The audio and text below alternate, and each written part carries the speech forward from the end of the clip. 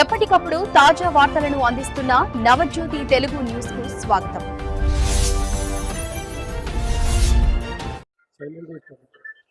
33 ward voter మహాశైలకి, అక్క చెల్లెళ్ళకి, అన్నదమ్ములకు అందరికీ కూడా శుభ సాయంత్రము.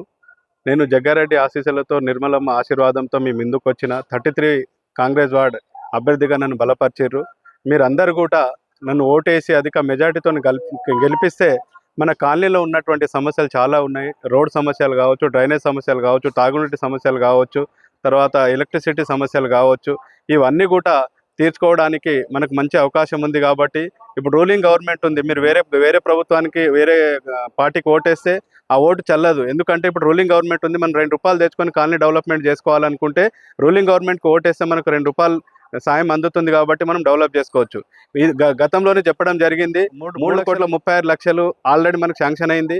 మళ్ళీ జగ్గారెడ్డి సార్ ఈరోజు మీటింగ్ పెట్టి అనౌన్స్ చేయడం జరిగింది. ప్రతి కాలనీ, ప్రతి వార్డుకు కూడా నేను 8 కోట్లు స్పెషల్ హెచ్ఎండిఏ ఫండ్ కింద మళ్ళీ 8 కోట్లు ఇస్తాను. మీరు గెలుచుకొని రండి, మీ వార్డుకు వచ్చేసేసి 8 కోట్లు మళ్ళీ ఇస్తానని చెప్పడం జరిగింది. అంటే టోటల్ మన దగ్గర ఇప్పుడు ఈ వార్డు అభివృద్ధి గురించి 11,36,00,000 మన దగ్గర ఉంది. దీంతో మనం ఈ కాలనీకి ఉన్న సమస్యలన్నీ కూడా తీర్చుకోవచ్చు. కాబట్టి ఓటర్ మహాశయులు, దయచేసి మన కాలనీ డెవలప్మెంట్ గురించి మీ చేతిలోనే ఆయుధం ఉంది. కాబట్టి ఆ ఆయుధాన్ని మీరు కరెక్ట్ వాడుకుంటే మనం డెవలప్మెంట్ వైపు మనం పోవచ్చు.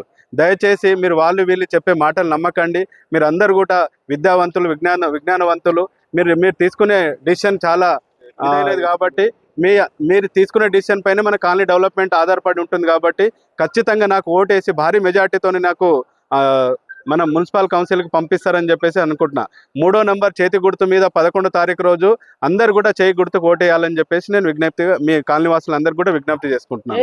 జై కాంగ్రెస్, మన ఓటు, మన ఓటు, జై కాంగ్రెస్.